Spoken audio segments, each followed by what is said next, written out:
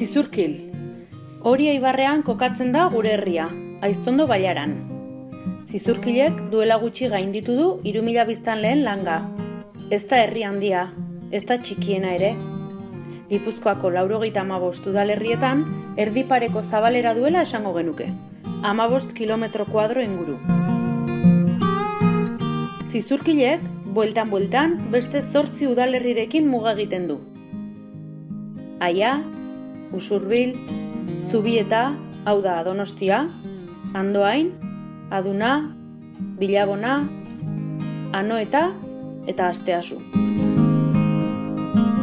Mugakide diren herrien artean, udalerri bakoitzaren lur eremua noraino iristen den adierazi behar izaten da. Horretarako, askotan, elementu naturalera jotzen dugu. Menditontorrak, lurraren etenak. Sarritan, ibaiak eta errekak ere erabiltzen dira bereizketa hori lortzearren. Adibidez, Zizurkil eta Bilabona Oria ibaiak bereizten ditu, edo Salobi eta errekak Zizurkil eta Aduna. Baina mugak zehazteko garaian gehien erabiltzen direna mugarriak dira. Hau da, udalerri bakoitzaren mugak non dauden adierazteko jartzen diren harri bereziak. Gehienetan, mugakide diren herri bakoitzaren izenaren iniziala grabatuta izaten dutena. Mugarri hauek ez dira askotan oso errazak bilatzeko. Maiz, leku zailetan aurki daitezke. Errekazuloetan, hotez jositako tontorretan. Mugarriak era askotakoak izaten dira, baina beti harri bereziak eta nabarmenak. Hainbatetan, mugarri zaharrak galdu edo aurkitzen ez eta arduradunek mugarri berriak jarri behar izaten dituzte. Hori gertatu da, esaterako, Usurbil eta Zizurkil bereizten dituen Ziortzako langan. Mugarri zahar asko gurutze bat zizelkatuta duten harriak izaten dira. Zalberro parajean, Zizurkil eta Asteasu mugatzen duen hau bezalakoa.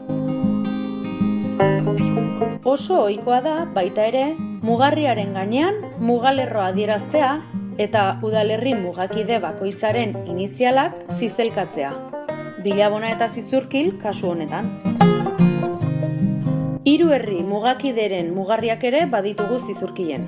Hau, adibidez, Zizurkilen, Aiaren eta Usurbilen lur eremuen muga adierazteko Andatzaren magalean jarri zutena.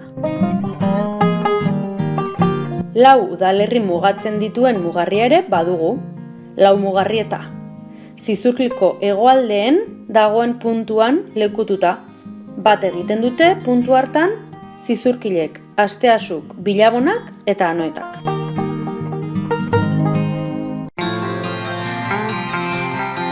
Baina Zizurkilko mugarrien gaiak denboraren bidean atzera eta urrutira eraman gaitu.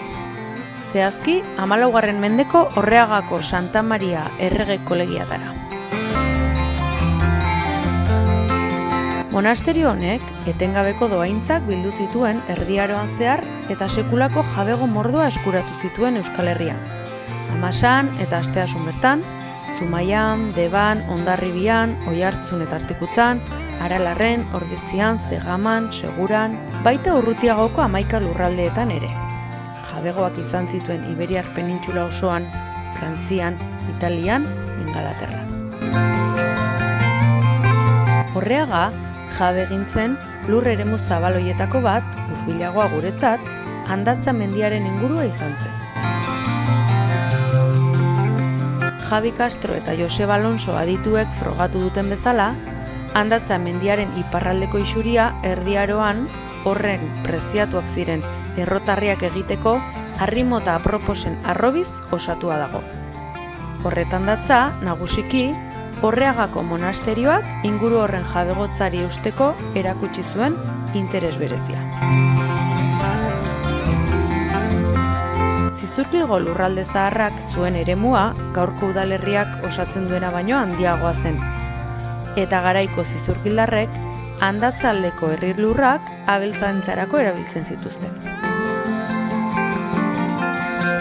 Baina 13. mendean, Hernando Blancafort izeneko zaldun batek dohaintzan eman zizkion Orreagako monasterioari hiria eta Andatza mendiak.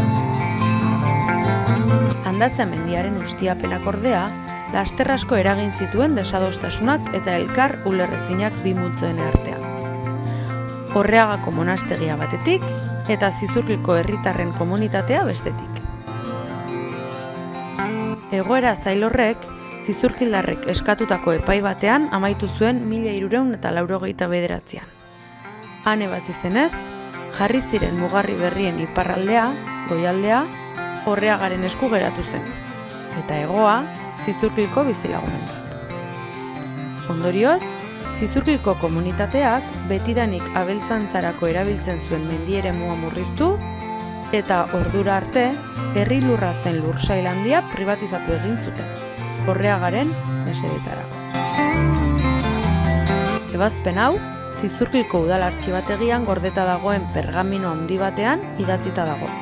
Bertan, zehatz-mehatz jasotzen dira non kokatu behar ziren bi komunitateen arteko mugarriak. Gogoan izan, 1389 urtean gaudela. Sinestezina bada ere, oraindik zutik diraute haietako mugarri gutxi batzuek. Orreagako monasterioaren ikurra zizelkatuta dutelarik.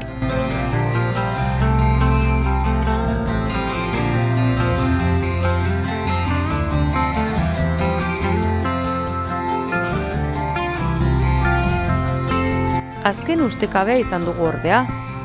Zizurkilko udal artxibategian, gordeta dagoen 1389ko pergamino horrek, handatzaren inguruan, Orreaga eta Zizurkil artean piztu zuten gatazkaren ebazpen osoa jasotzen zuela uste genuen.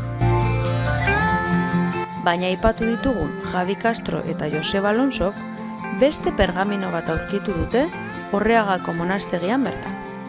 Guztion harridurarako, bigarren pergamino honek gurea osatu eta berarekin bat egiten du. Orain bai, orain dokumentu osoa transkribatu eta irakur daiteke. Honetan guztian datza, 2020 urtean zehar, Hernandorena Kulturrelkarteak helduko dion proiektu berria. Zizurkilko udalarekin lankidetzan beti, gure herriko mugarri guztiak aurkitu, garbitu, dokumentatu eta herritarrei ezagutarazi nahi dizkiegu. Lan zaila eta luzea gure bizkarretara bota duguna, baina Javi Castro eta Joseba Alonsoren laguntza eta aholku zuzenekin eta udalaren babesarekin, prest gaude ekimen korapilotsu horri heltzeko, kementsu helduko diogu erronkari.